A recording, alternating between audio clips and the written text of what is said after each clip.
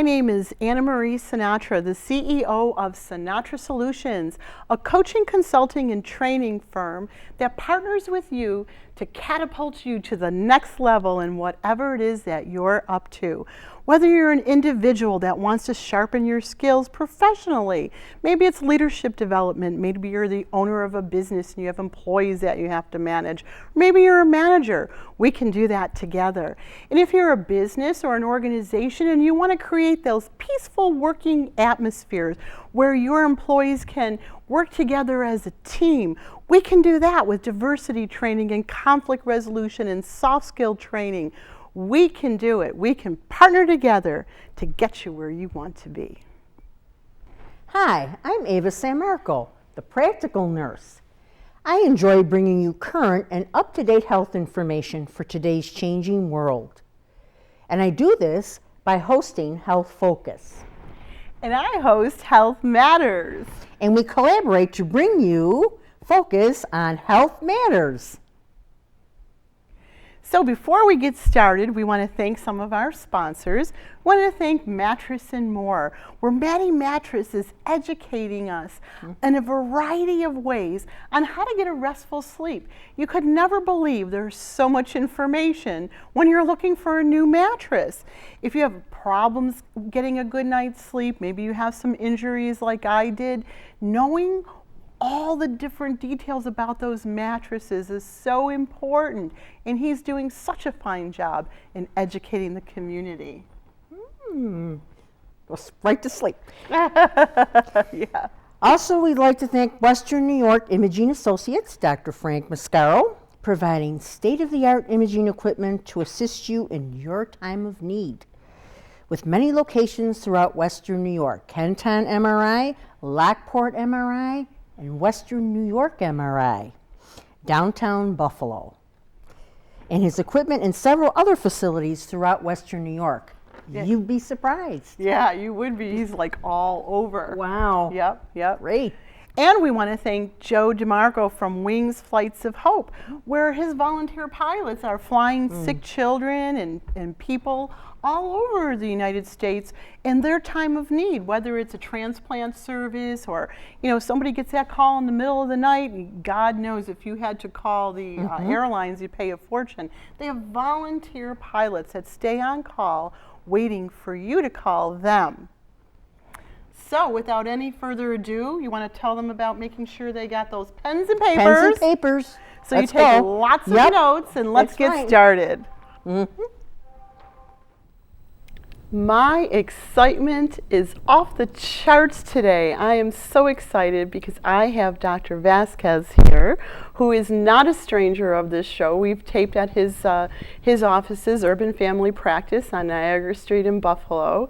And he's doing amazing things in the community. I have been seeing him all over at different festivals and the Buffalo News, on network TV. Dr. Vasquez, welcome, and thank you so much for sponsoring this program today. Well, thanks for having me. Yeah, you're really out there doing some amazing things.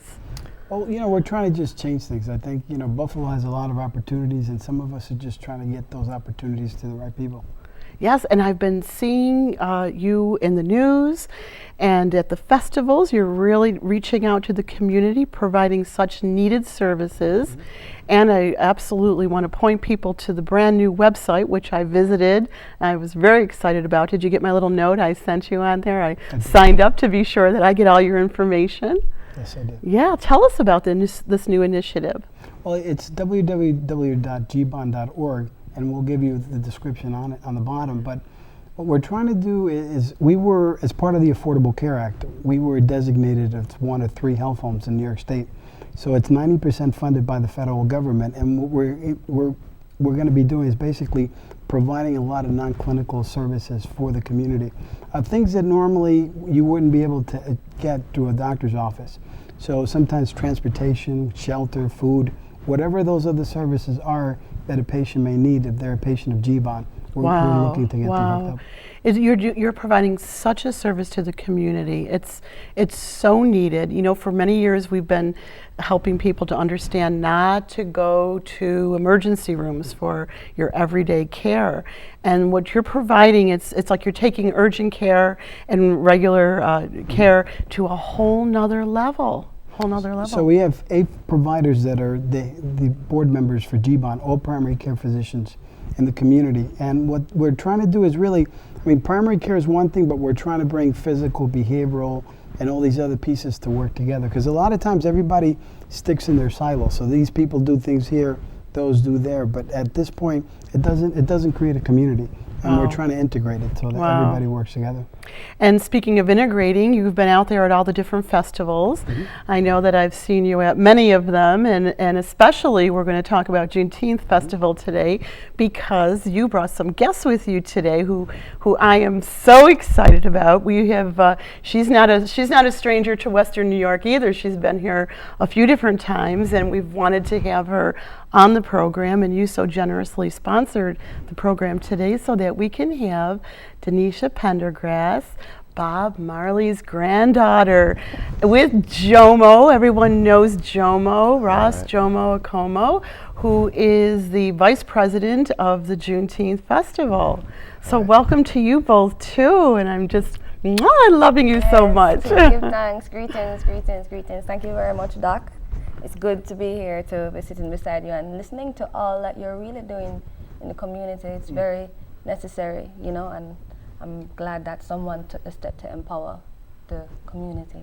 And you know, Dr. Vasquez is following in the footsteps. This is something that I learned today. My grandfather used to say, learn something new every single day. The learning never ends. And what I learned today is that your father-in-law was one of the founding people for BUILD, which then started Juneteenth. So maybe we could start that off as the lead-in. Sure. I mean, Willem L. Gator was around for a long time. I've been married for 19 years, so I always told everyone that I met my wife, but I fell in love with her father. His knowledge and his, I mean, he just understood and cared about the community for a long time.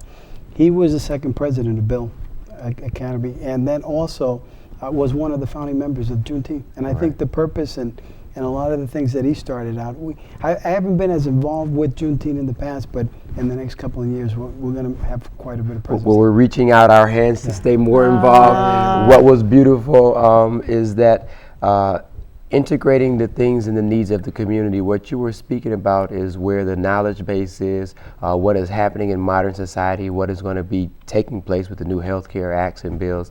And the initiative that GBON is doing inside of the community is actually educating the everyday person on how to get streamlined into being more proper, more proficient inside the system, so that the doctors, the community, the individuals involved can all kind of move forward together.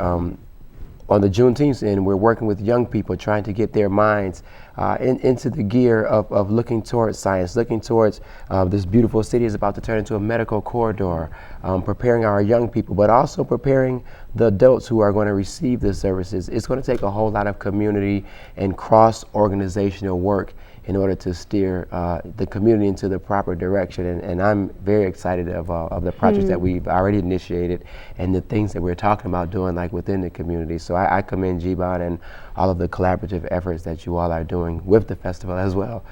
So we're going to be hiring him, by the way. Official spokesperson. I got another job. I don't want another job. No, but this is a good paid job. So Yes. we're trying, honestly, we're trying to get, I want people that truly engage in the community that can help with some of these solutions, because sometimes, I mean, we don't have all the answers, but then we can find, I want to engage the patients, I want to engage the community, whatever they feel they may need. I think that's what we have to do. Sometimes you come in with an agenda, but that's not what everybody understands, so That's we want to right, incorporate that's right. everybody. And having Donisha on board, you've been here several times to share your love and your energy, and it brings all the young people out. You know, you need sometimes that little ringer to get them paying attention, and I see you out in the community with the children and with everybody who passes by. You're just so gentle and loving and so present with everyone that you come in contact with. Well, I must give honor to my grandmother, and my mother for always showing me how to be a proud woman who gives and who loves without bounds. You know, so when it comes on to the community, I mean, I just love people. I love to smile, I love to jump, I love to dance, I love to reason, I love to heal. You know, so in some ways, I may be a little bit of a doctor too. You know, so yeah, man, it's so essential because we find that, especially through traveling so much, I find that people all over the world, like Marcus Garvey said, are ailing from the same things. We're faced with the same kind of oppression, same kind of deficiencies in the system that won't provide for us, you know. So we who can and who can see, it's our duty to provide for them, you know, if it's even a hug or a smile, you know, or a ride to the doctor. Important, essential. Absolutely. Absolutely, and I love Buffalo. I was just going to say, special place in my that was heart. my next question. She took my next question. I was going to say, tell us about how much you love Buffalo. Yeah, man, I love Buffalo. Buffalo soldier, dreadlocks rasta. You know, it's very interesting when I really even think about that song and think about present day. The fact that I'm almost a part of that song that my grandfather's singing. Buffalo soldier in the heart of America. Fighting for survival. Wow. Warrior, you know, and even Jomo is like the epitome of a Buffalo soldier. Yes. He don't yes, sleep. He is. He doesn't sleep. Really, the type of work that I see him doing, and it's not because he's sitting here beside me. I've traveled many places in the world, and the sense of community that I get here in Buffalo, I don't see many places. Wow. Yeah, and it's because of the sacrifice of the ones with the vision, you know. Wow. So inspired. I know I've been blessed to be able to work with Jomo on the PR committee for Juneteenth for 10, 15 years now.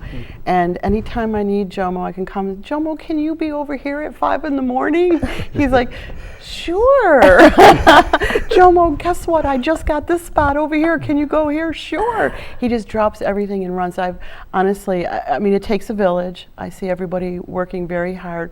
But Jomo, my heart has just been open even more wider, if that's a word, or if that's even possible, to watch what you're doing too, the energy you're putting into it. And then to think about this collaborative, you know, initiative, because as I said, we've done a program at Urban Family Health, and what you're doing in the community, the projects that you're working on, and the what you're bringing to the community is desperately, I mean, that to say the least is so desperately needed.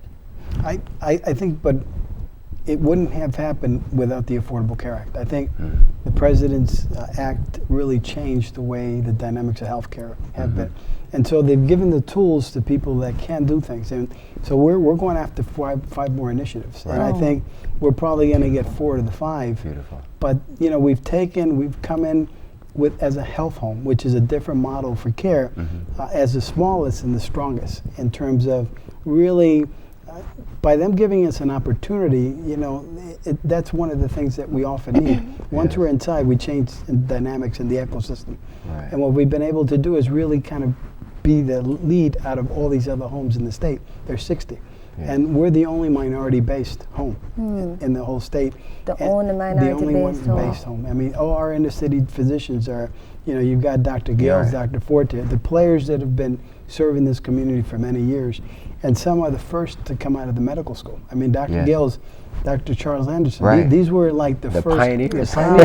And those are the gentlemen that taught us. And so those are some of the players that are within our structure. So they have a different view as to where we should be going.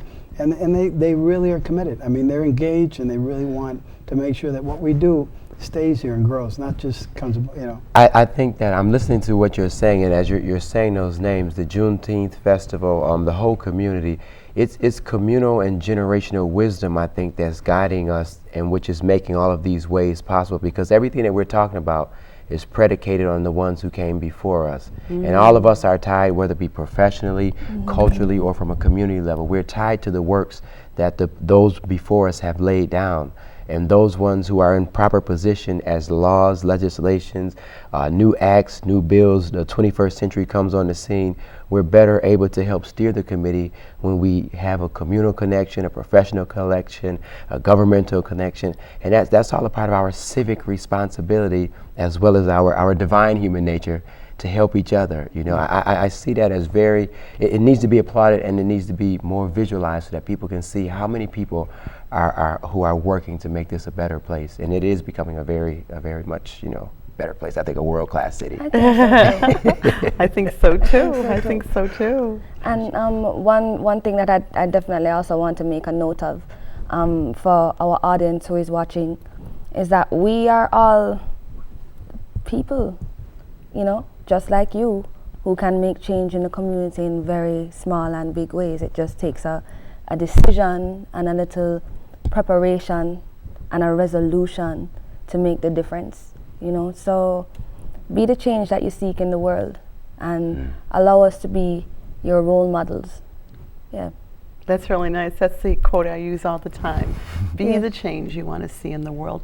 And that was Gandhi, correct? Yes, that was Gandhi. And then Mother Teresa said to Princess Diana, she says, you can do amazing things and I can do amazing things, but together we can move mountains. Yeah. So if you look at this table, the diversity at this table, the coming together. Jomo, you and I have always talked about, you can't make chicken soup with just a chicken. Right. Every single little spice matters. You take one spice out and that's not going to taste the same. And so all the different initiatives, all the different collaborations, we're making this world a better world. It's important. Yes, it is. So, Doc, I have one question to ask you. As a young person, I guess on behalf of the young people in Buffalo as well. I'm 50 years old. No. Well, if you call that young, that'll be good, Nothing wrong with 50, hey. No, I'll answer that question, but I think it's important. I think, I'm 50 years old, so now at this point I get to do what I want to do. And so I really want to push the envelope in a lot of different areas that it's different for me now. I'm not trying to get a job. I'm not trying to do anything that's, I'm not running for office. I'm not doing any of that stuff. I can really affect change, and so I sit in a lot of state committees, and at this point it's sort of, how do we do the right thing? And sometimes I'm not the popular guy in the room. But I think it's the right thing to do at this time. And I think with resources and a lot of opportunity for our markets, it's real important because we're growing. I mean, we're a big portion of this state. We're a big portion of this country. And we have to be integrated into the system. If we're not, this country is not going to move to the next level. No. I want to ask your question. No, well, but really, I guess it's posed to both of you, because you can't do the work alone, and sometimes it feels like you're doing the work alone. As a young person out there in Buffalo, how can the young people actively become a part of what you're doing? How can we support you? So what I'm doing is a couple of different. I'm developing sort of systems. I'm creating a system, an ecosystem. I hire some people, so I've got their talents in certain areas. I'm reaching out to the Black Student Union and Poder at UB and some of the schools to try to engage some of those college kids into becoming health leads, where we can give them vouchers, but to come down and meet the community. Buffalo has a lot of resources that come in, but then they go back home. So I'm originally from the Bronx, so I'm not from Buffalo. So you've got people from downstate that come to Buffalo and they're isolated. So how do you engage those kids? Because they'll stay and they'll create jobs and they'll meet people, married, and grow our markets. But most important is they can help the patients that are already here, the people, the community people that may come in. We're getting people from all parts of the world. I mean, we've got from Somalia, that's what we got from Burmese, we have all these, and what happens is they come into an opportunity, but we have to develop systems, and the systems have to be here to kind of integrate a lot of the different languages. So if you want to, se puede hablar el español, you can speak French, whatever it is. But you want to make it sort of like it is in other parts of the country. I mean, I've got my vice president for affairs is Mambo Chia, and he's from Cameroon. He speaks 5 languages. Wow. So we have. They're very important in our community. So those are the things that I think are important to show all this diversity is powerful. Because so that if you're strong and proud of your race, then you can become a powerful leader. But if Uh-huh. you don't have those roots, you can't help a lot of people, and that's what we often find missing. And on the young side, what we're doing is kind of interesting because we were communicating about that earlier. I'm inside of a lot of the high schools. I'm inside of a lot of the elementary schools. We're performing artistically, and as you know, we also engage with them after the arts and culture. And we try to communicate what I've been telling everybody all the time on every program I'm doing, on my shows, all the shows, is that this is becoming one of the largest, quickest growing international cities. I know I play with many of the refugee communities and immigrant communities from all over Africa, all over the world. And if we can culturally take, I don't see people that's coming here with not having something to possess. You know, like the last 2 out of 3 prime ministers from Somalia are from Buffalo. So we have some of the strongest people here. I think that we need to take advantage of all of the cultural differences. In order for that to take place, everybody has to bring what they culturally have and place it on the table so we can all gain from each other's assets. And I believe that the more people are culturally competent, they feel good about themselves, it makes them feel proud to sit at the table of nations and offer their solutions. In my community, we do this and we have this problem. That's how we grow the aggregate knowledge. We care, we share. We put that chicken soup. I like vegetable soup because I'm a vegetarian. But in the vegetable soup, we have as many spices. But what takes place is everything has its place, and we have to culturally encourage everybody to be their cultural best. Sometimes there's some healing needs to take place. Yes. All women have to be secured. Children have to be secured. Men have to be reconfident. We have a lot of different realities that exist in our lives as we are here today. But we also have a whole lot of strengths and mountains that we've overcome that can benefit all of the community as we sit and tell our own story. And then we can pick and choose. So getting the young people to be proud of their culture, getting the young people to be proactive in the community, teaching ethnic groups who might have been warring at home, but they're at peace in Buffalo because they're listening to reggae music. They're Buffalo something. It's a new paradigm here, and I think that is the benefit. And then when you have the professionals who are reaching out and saying, "Hey, we need that talent that you have. We need that information." That's supernatural. Yeah. Yes, it is. No, but you know, the sad thing is there's been programs in place to kind of recruit, and what we're seeing is that minority groups are not advancing to the health sector across anything. I mean, they make up 5 to 10%. Right. With the programs that are reaching out to them, that are supposed to be reaching out. Because they're not designed in such a way to Right. kind of engage them. Right. But the opportunities are in healthcare for Right. this area. I mean, we got a Buffalo Medical Niagara Corridor that's being built, but you don't have the soldiers to kind of maintain such a big force. And that's why I think it's going to be quite important. The dollars are here. Right. I mean, I know people will, where does this money come from the governor of Como? Where's all this stuff? I've been seeing it is real. Yes. And it's having an impact. You're not going to see a lot of these changes tomorrow. Right. But just like the Affordable Care Act, it started, but And now it's we're seeing here. a It's major here. impact. Yeah. And it's not going to be, I know they're saying, well, it's going to go away. We can't. And I'll tell you why. There's a date of January 1st of 2011. You know why that date's so important? That's the first day that most baby boomers started becoming 65 and joining the Medicare rate. At 100,000 per month. 100,000 per month. So the system has to change in order for the country to move forward. Right. Otherwise, you're not going to have the resources and the systems in place to manage that population. Wow. So it's not going anywhere. Like I tell people, it may not be a 1.0 version, but it'll definitely be a 2.0 if you need to make some changes. But the bill in itself, the structure, there's been too much money invested in that infrastructure to kind of kill it. Yes. So. And what's so exciting is bringing all this information to the community, because without this education, without this information, you can't affect change. That's right. You know, I'm thinking about when you're talking about cultural diversity, when you travel throughout the world to different places, you can see the places where people may, I guess what I'm trying to say is if you don't travel, you don't expand your awarenesses, your education, and your acceptance of the human race, of different people. And so doing things like this, these collaborative initiatives, help to bring the education, the travel experience. You need to know, folks, when you're watching that this is real. This is about as real as it gets. And it's right here. And it's right all of it right here in Buffalo. That's here. amazing. At the Juneteenth festival, even itself, there are people who are drawn from all over the world, from the persons who participate, the persons who are speaking, and even the people who are all online watching and watching what is taking place in the city. The arts festival, everything that this city is doing is not just this city alone that is watching. The world is watching. This is a world stage, a century, and everything that we're doing is on the world stage.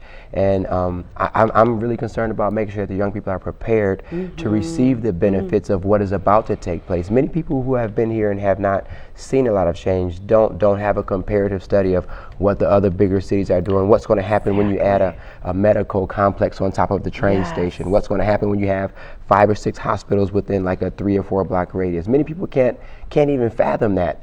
But if you've seen what that looks like and what's going to take place in the community when those things are initiated, you have to start preparing now. Like in football, you have to move without the ball. You have to know and anticipate the move. You have to anticipate the strike. And that is what, the mission is, to resuscitate those who have not seen and get the community excited and prepared. Excited and let's talk about, in our last minute, let me just mention too our waterfront development, because I know you all played at the waterfront as well several different times.